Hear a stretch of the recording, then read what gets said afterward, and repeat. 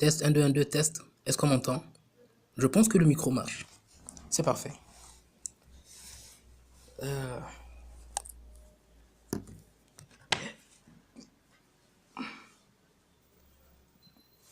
Attention. Silence plateau, ça tourne. Moteur. Action. Bonjour ou bonsoir, selon l'heure à laquelle vous regardez cette vidéo, et bienvenue dans cette nouvelle vidéo de la chaîne Stress Barrel.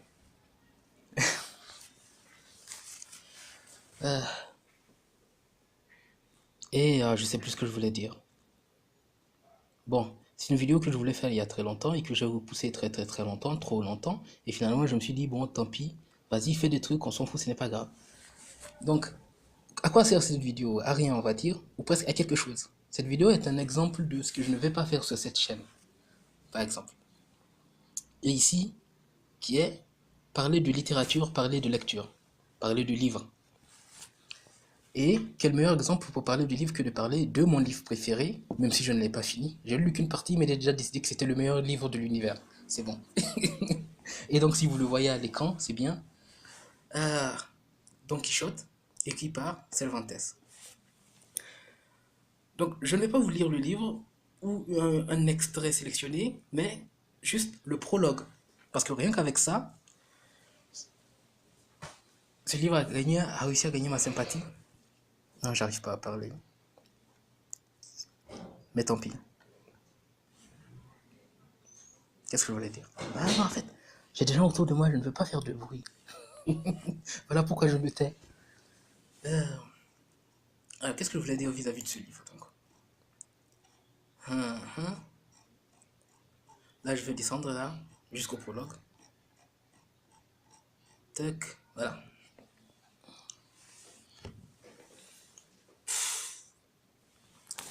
Tout compte fait, j'ai pas envie de faire cette vidéo. Oui, tout compte fait, j'ai pas envie de faire des vidéos sur YouTube. Tout compte fait, j'ai pas envie de faire du let's play et de parler de jeux vidéo. Bon, faire de la conception de jeu, ça j'y tiens quand même, quoi. Même si, même si c'est plus, hein, non, moins abordable, moins accessible que faire des vidéos sur YouTube. Mais pour m'occuper, pour ne pas rester dire que je ne fais rien de toutes mes journées, c'est le principe, c'est pour ça que j'ai fait cette chaîne, c'est pour ça que je veux faire du let's play, pour avoir un fil rouge, avoir produire quelque chose de constant, qui n'est pas compliqué à produire, qui ne va pas mettre ma santé en danger. Donc pourquoi je ne suis pas en train de faire du let's play, mais que je suis en train de parler de livres? Parce que je passe à chaque fois mon temps à me demander à quoi va servir cette vidéo quand je vais tourner une vidéo. Et bien sûr, quand il s'agit de jeux vidéo, mon avis est le même et constant et toujours le même, ça ne sert à rien. Le jeu vidéo ne sert à rien. Sans être péjoratif ou méprisant vers le jeu vidéo. C'est le principe en particulier, c'est que le jeu vidéo ne sert à rien. C'est du jeu. Voilà. Donc de cela découle aucune de mes idées ou de vidéos que j'ai envie de faire ne servent à quoi que ce soit. Donc je ne me sens pas pressé de les faire, oh là là, ou de me donner la peine de les tourner. Et surtout quand cet exercice risque de me donner des crises de migraine. On rappelle, hein, je rappelle pourquoi je suis là, c'est parce que j'ai des migraines. J'insiste. Si vous devez retenir une seule chose, c'est j'ai des migraines. Voilà. C'est dans la description de la chaîne aussi, si vous voulez. Et même si est-ce que je mets ça dans la description de chaque vidéo de la chaîne? Non, je ne vais pas aller jusque-là. Bon, donc reprenons le sujet de cette vidéo qui est présenter mon livre préféré. Non, vous parlez de littérature et vous parlez de types de vidéos que je ne ferai pas sur cette chaîne. Pour des raisons simples qui sont, ce sont des déclencheurs de crises de migraine, je vais éviter parce que sinon cela va abîmer ma santé. Mais pour ceux-ci, je vais faire une exception et ce sera, non, pas vraiment la seule exception de la chaîne, mais ça va être, bon, c'est le principe des exceptions, ils sont censés être rares, c'est ça l'idée. Donc je ne prévois pas de faire une autre vidéo de ce genre dans l'avenir, mais dans l'immédiat c'est ça, faire une lecture de Don Quichotte. Donc, euh, donc nous voilà, on est devant le début du livre, le prologue, et je vais m'arrêter à ça, parce qu'il faut que je me mette une limite, puisque je ne vais pas pouvoir lire pendant des heures, même pas besoin d'attendre des heures, juste quelques minutes, pendant des minutes, sinon je vais avoir des crises de migraine. Donc ce que je m'apprête à faire là est dangereux pour ma santé. Donc croyez-moi, même si ça paraît bizarre et absurde et ridicule, si lire est dangereux pour ma santé. Bon allez, c'est parti. Je vais juste m'en débarrasser. Là, à partir du moment où je ne pense plus à la qualité du produit, je vais juste faire un truc et finir et le poster. Parce que je le reporte depuis très longtemps. Où je me dis, bon, ça va, quoi, ça suffit, vas-y. Fais des trucs et arrête de réfléchir. Parce que réfléchir me donne mal à la tête. Il faut aussi que j'arrête de réfléchir sur des trucs. Trop. Ah, bon, c'est parti. Donc, on commence le prologue. Lecteur inoccupé, tu me croiras bien sans exiger de serment si je te dis que je voudrais que ce livre, comme enfant de mon intelligence, fût le plus beau, le plus élégant et le plus spirituel qui se pût imaginer. Mais hélas, je n'ai plus qu'à te revenir aux lois de la nature qui veut que chaque être engendre son semblable. Ainsi que pouvait engendrer un esprit stérile et mal cultivé comme le mien, sinon l'histoire d'un fils sec. D'un fils sec? D'un fils sec. Maigre, rabougri, fantasque, plein de pensées étranges et que nul autre n'avait conçu. Tel enfin qu'il pouvait s'engendrer dans une prison, où toute incommodité a son siège, où tout bruit sinistre fait sa demeure. Le loisir et le repos, la paix du séjour, l'aménité des champs, la sérénité des cieux, le murmure des fontaines, le calme de l'esprit, toutes ces choses concourent à ce que les muses les plus stériles se montrent fécondes et offrent au monde ravi des fruits merveilleux qui le comblent de satisfaction. Arrive-t-il qu'un père ait un fils laid et sans aucune grâce, l'amour qu'il porte à cet enfant lui met un bandeau sur les yeux pour qu'il ne voie pas ses défauts. Au contraire, il les prend pour des saillies, des gentillesses, et les compte à ses amis pour des traits charmants d'esprit et de malice. Mais moi qui ne suis, quoique j'en paraisse le père véritable que le père putatif de Don Quichotte, je ne veux pas suivre le courant de l'usage qui te suppliait, ni te supplier, presque les larmes aux yeux, comme d'autres font, très cher lecteur, de pardonner ou d'excuser les défauts que tu verras en cet enfant que je te présente pour le mien. Puisque tu n'es ni son parent ni son ami, puisque tu as ton âme dans ton corps avec son libre arbitre, autant que le plus huppé, puisque tu habites ta maison, dont tu es seigneur autant que le roi de ses tribus, et que tu sais bien le commun proverbe, sous mon manteau, je tue le roi. Toute chose qui t'exempte à mon égard d'obligation et de respect, tu peux dire de l'histoire tout ce qui te semblera bon, sans crainte qu'on ne punisse pour le mal, sans espoir qu'on te récompense pour le bien qu'il te plaira d'en dire. Petite pause. Je voulais entrecouper cette lecture de quelques commentaires au fur et à mesure en passant des réflexions que je me fais quand je lis les passages du livre. Et je suis en train de me dire que c'est une mauvaise idée. Ceci n'est pas une excuse de sac, s'il vous plaît. Croyez-moi quand je le dis. Parce que j'ai des migraines. Je vais dire à chaque fois, non, arrête de réfléchir, ne complique pas la chose, contente-toi juste de lire et ça suffit. Et les commentaires qui étaient l'intérêt de la vidéo, sinon ça n'a pas d'intérêt que je vous fasse la lecture de Don Quichotte, je vous dirais juste, allez lire Don Quichotte, il est bien. Et je le dis, allez lire Don Quichotte, il est excellent, c'est le meilleur livre de l'univers. Oui, je le dis même si je ne l'ai pas fini. Non, non, donc là, tant pis. Donc cette vidéo ne sera même pas ce que je voulais qu'elle soit.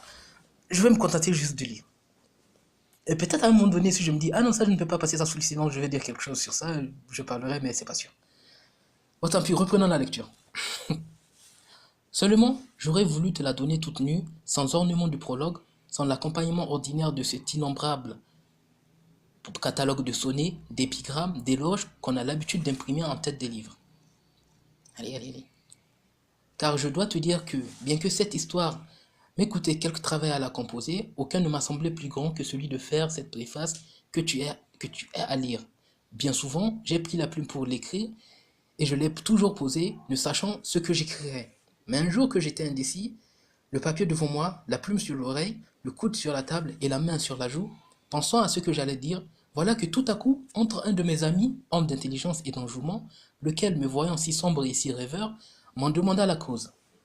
Comme je ne voulais pas la lui cacher, je lui répondis que je pensais au prologue qu'il fallait écrire pour l'histoire de Don Quichotte, et que j'étais si découragé que j'avais résolu de ne pas le faire, et dès lors de ne pas mettre au jour les exploits d'un si noble chevalier.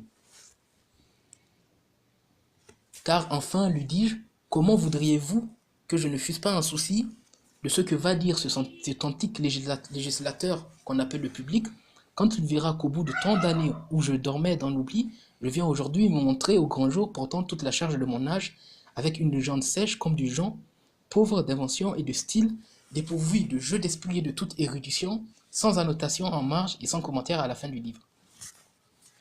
Tandis que je vois d'autres ouvrages, même fabuleux et profanes, si rempli de sentences d'Aristote, de Platon et de toute la troupe des philosophes qui font l'admiration des lecteurs, lesquels en tiennent les auteurs pour hommes de grande lecture, érudits et éloquents, et qu'est-ce, bon Dieu, quand ils citent la Sainte Écriture, ne dirait-on pas que ce sont autant de saint Thomas et de docteurs de l'Église, gardant en cela une si ingénieuse bienséance qu'après avoir dépeint dans une ligne un amoureux dépravé, ils font, dans la ligne suivante, un petit sermon chrétien si joli que c'est une joie de le lire ou de l'entendre.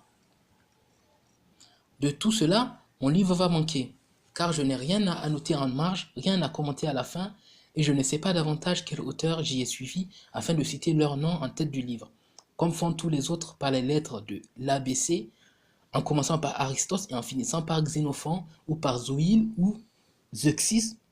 Bien que l'on soit un critique envieux et de second un peintre, mon livre va manquer encore de sonner en guise d'introduction, au moins de sonner dont les auteurs soient des ducs, des comtes, des marquis, des évêques, de grandes dames ou de célèbres poètes.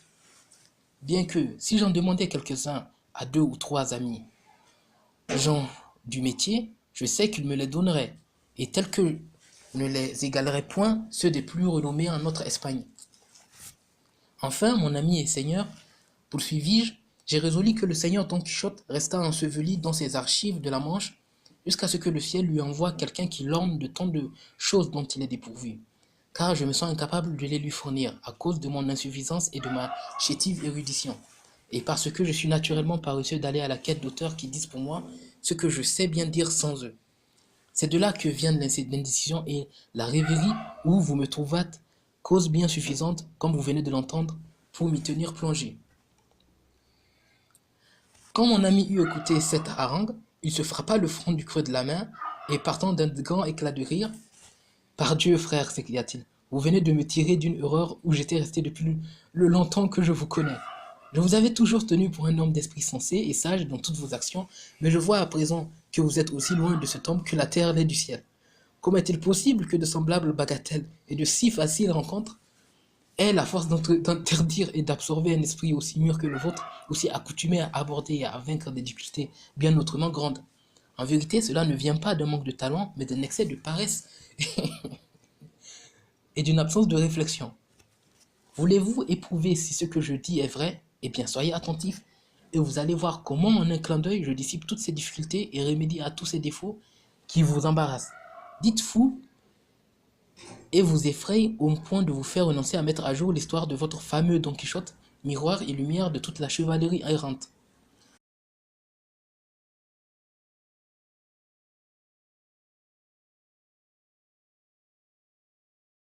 Voyons, répliquai-je à son offre, de quelle manière pensez-vous remplir le vide qui fait mon effroi et tirer à clair le chaos de ma confusion? Il me répondit,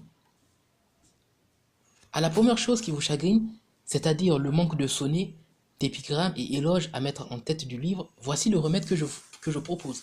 Prenez la peine de les faire vous-même, ensuite vous les pourrez baptiser et nommer comme il vous plaira, leur donnant pour parrain le preste Jean des Indes ou l'empereur de Trébizonde, desquels je sais que le bruit a couru qu'ils étaient d'excellents poètes. Mais quand même, ils n'eussent pas été, et que des pédants de bacheliers s'aviseraient de mordre sur vous par derrière à propos de cette assertion, n'en faites pas cas pour 2 Maravédis, car, le mensonge fut-il avéré, on ne vous coupera pas la main qui l'aura écrit. Quand à citer en marge les livres et les auteurs où vous auriez pu, où vous aurez pris les sentences et les maximes que vous placerez dans votre histoire, vous n'avez qu'à vous arranger de façon qu'ils y viennent à propos. Quelques dictons latins, de ceux que vous saurez par cœur, ou qui ne vous coûteront pas grande peine à trouver. Par exemple, en parlant de liberté et d'esclavage, vous pourriez mettre Non beno pro toto libertas venditur ora. Je m'excuse au latin pour la prononciation massacrée du latin. Pardon. Et citer en marge Horace ou celui qui l'a dit. Ah, s'il est question du pouvoir de la mort, vous recourez aussitôt au distique. Pallida, mors, aecos, pulsat, pede, pau, perum, tabernas, regunque, tures. Encore de nouveau, pardon, mes excuses pour ma mauvaise prononciation du latin. S'il s'agit de l'affection et de l'amour que Dieu commande d'avoir pour son ennemi, entrez aussitôt dans la divine écriture. Ce que vous pouvez faire avec tant soit peu d'attention est citer pour le moins les paroles de Dieu même. Ego, ontem, dico, vobis, diligite, inimicos, vestro. Si vous traitez des mauvaises pensées, invoquez l'évangile de corde exunt cogitationes malai, si de l'instabilité des amis, voilà Caton qui vous prêtera son discours. Nec eris Félix, multos numerabis amicos tempora si fuentes nubila solus eris. Arrêtez avec le latin, j'aime pas ça. Ok, reprenons. Pardon. Avec ces bouts de latin et quelques autres de même étoffe, on vous tiendra du moins pour grammairien. Ce qui, à l'heure qu'il est, n'est pas d'un petit honneur ni d'immense profit. Ah, tu veux que je te présente? Okay. Je ne suis pas seul, donc. Si vous avez entendu du bruit, c'est normal. D'accord, je continue la lecture. Pour ce qui est de mettre des notes et commentaires à la fin du livre, vous pouvez en toute sûreté le faire de cette façon. Si vous avez à nommer quelques géants dans votre livre, faites en sorte que ce soit le géant Goliath. Et si vous avez, sans qu'il vous en coûte rien, une longue annotation toute prête, car vous pourrez dire le géant Goliath ou Goliath fut un Philistin que le berger David tua d'un grand coup de fronde dans la vallée de Térébinthe, ainsi qu'il est compté dans le livre des rois, au chapitre où vous en trouverez l'histoire. Après cela, pour vous montrer homme érudit, versez dans les lettres humaines et la cosmographie. Arrangez-vous de manière que le fleuve du Tage soit mentionné en quelques passages de votre livre, et vous voilà en possession de notre magnifique commentaire. Vous n'avez qu'à mettre le fleuve du Tage fut ainsi appelé du nom d'un ancien roi des Espagnes. Il a sa source en tel endroit et son embouchure dans l'océan où il se jette après avoir baigné les murs de la fameuse cité de Lisbonne. Il passa pour rouler les sables d'or, etc. Si vous avez à parler de Laron, je vous fournirai l'histoire de Cacus, que je sais par cœur. Si de femme perdue, voilà l'évêque de Mondonneto qui vous prêtera Lamina, Eda et Flora et la matière d'une note de grand crédit. Si de cruel Ovide vous fournira Médée, si d'enchanteresse Homère à Calypso et Virgile Circé, si de vaillant capitaine Jules César se prêtera lui-même dans ses commentaires, et Plutarque vous donnera 1000 Alexandre. Avez-vous à parler d'amour? Pour peu que vous sachiez 4 mots de la langue italienne, vous trouverez dans Léon Hébreo de quoi remplir la mesure toute comble. Et s'il vous déplaît d'aller à la quête en pays étranger, vous avez chez vous Fonseca et son amour de Dieu, qui renferme tout ce que vous et le plus ingénieux puissiez désirer en semblable matière. En un mot, vous n'avez qu'à faire en sorte de citer les noms que je viens de dire ou de mentionner ces histoires dans la vôtre, et laissez-moi le soin d'ajouter des notes marginales et finales. Je m'engage parbleu à vous remplir les marges du livre et 4 feuilles à la fin. Venons maintenant à la citation d'auteur quand les autres livres et dont le vôtre est dépourvu. Le remède est vraiment très facile, car vous n'avez autre chose à faire que de chercher un ouvrage qui les ait toutes citées depuis l'A jusqu'au Z, comme vous dites fort bien. Et ce même abécédaire, vous le mettrez tout fait dans votre livre. Vit-on clairement le mensonge à cause du peu d'utilité que ces auteurs pouvaient vous offrir? Que vous importe? Il se trouvera peut-être encore quelques hommes assez simples pour croire que vous les avez tous mis à la contribution dans votre histoire ingénue et tout unie. Et ne fut-il bon qu'à cela, selon catalogue, doit tout d'abord donner au livre quelque autorité. D'ailleurs, qui s'avisera n'ayant à cela nul intérêt de vérifier si vous y avez ou non suivi ces auteurs? Mais il y a plus, et, si je ne me trompe, votre livre n'a pas le moindre besoin d'aucune de ces choses que vous dites lui manquer, car enfin il n'est tout au loin qu'une invective contre les livres de chevalerie, dont Aristote n'entendit jamais parler, dont Cicéron n'eut pas la moindre idée, et dont Saint Basile n'a pas dit un mot. Et, d'ailleurs, ces fabuleuses et extravagantes inventions ont-elles à démêler quelque chose avec les ponctuelles exigences de la vérité ou les observations de l'astronomie? Que lui importent les mesures géométriques ou l'observation des règles et arguments de la rhétorique? A-t-il enfin à prêcher quelqu'un en mêlant les choses humaines et divines, ce qui est une sorte de mélange que doit réprouver tout entendement chrétien? L'imitation doit seulement lui servir pour le style, et plus celle-là sera parfaite, plus celui-ci s'approchera de la perfection. Ainsi donc, puisque votre ouvrage n'a d'autre but que de fermer l'accès et de détruire l'autorité qu'ont dans le monde et parmi le vulgaire les livres de chevalerie, qu'est-il besoin que vous alliez mendiant des sentences de philosophes, des conseils de la Sainte Écriture, des fictions de poètes, des oraisons des rhétoriciens et de miracles de bienheureux? Mais tâchez que, tout uniment et avec des paroles claires, honnêtes, bien disposées, votre période soit sonore et votre récit amusant, que vous peignez tout ce que votre imagination conçoit, et que vous fassiez comprendre vos pensées sans les obscurcir et les embrouiller. Tâchez aussi qu'en lisant votre histoire, le mélancolique s'excite à rire, que le rieur augmente sa gaieté, que le simple ne se fâche pas, que l'habile admire l'invention, que le grave ne la méprise point et que le sage se croit tenu de la louer. Surtout, visez continuellement à renverser de fond en comble cette machine mal assurée des livres de chevalerie, réprouvés de tant de gens et vantés d'un bien plus grand nombre. Si vous en venez à bout, vous n'aurez pas fait une mince besogne. J'avais écouté dans un grand silence tout ce que me disait mon ami, et ses propos se gravèrent si bien dans mon esprit que, sans vouloir lui opposer la moindre dispute, je les tins pour censé leur donner mon approbation et voulus même en composer ce prologue. Ah, donc, il l'a fait. Voilà, on lit ce prologue. Dans lequel tu verras l'acteur bénévole, la prudence et l'habileté de mon ami, le bonheur que j'eus de rencontrer un temps si...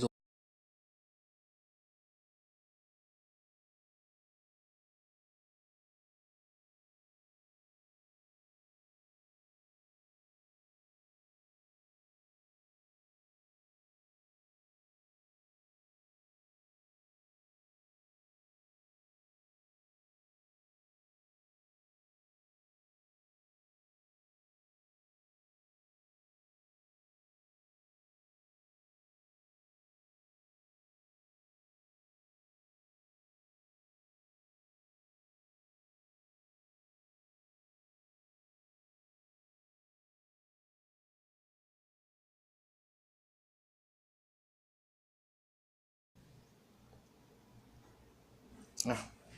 Alors, je reprends la phrase depuis le début ou bien... Allez, je reprends là.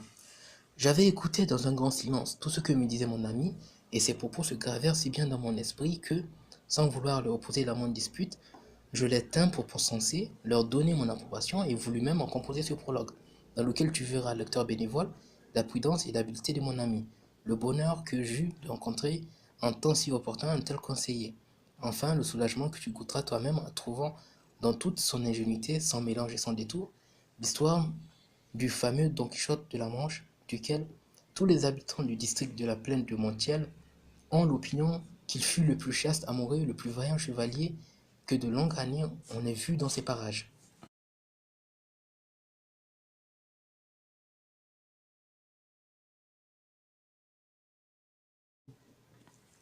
Je ne veux pas trop te vanter le service que je te rends en te faisant connaître un si digne et si noble, si notable chevalier, mais je veux que tu me saches gré pourtant de la connaissance que je te ferai faire avec le célèbre Sancho Panza, son écuyer, dans lequel, à mon avis, je te donne rassembler toutes les grâces du métier qui sont éparses à travers la foule innombrable et vaine des livres de chevalerie.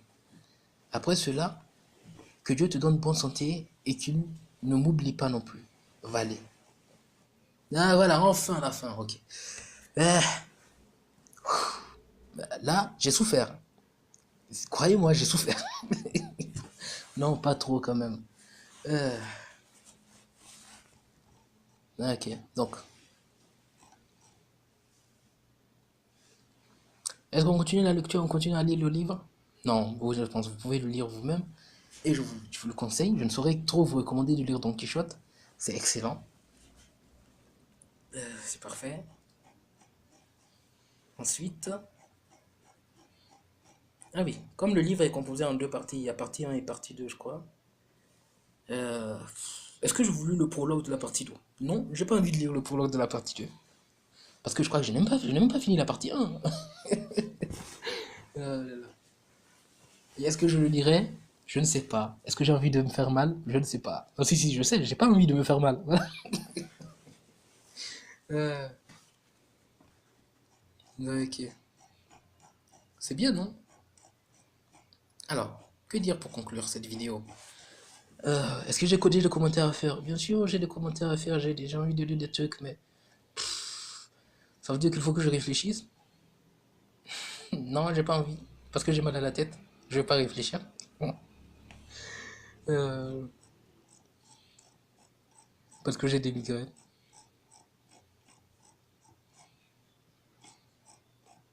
Euh, Alors, il est bien. Bien sûr, il est bien le livre. Ah. Bon, je crois que je vais arrêter l'enregistrement là. Et qu'est-ce que je peux dire comme conclusion? Euh, Lisez, c'est bon pour la santé. Sauf si vous êtes migraineux. Même si vous êtes migraineux quand même, lisez quand même un peu.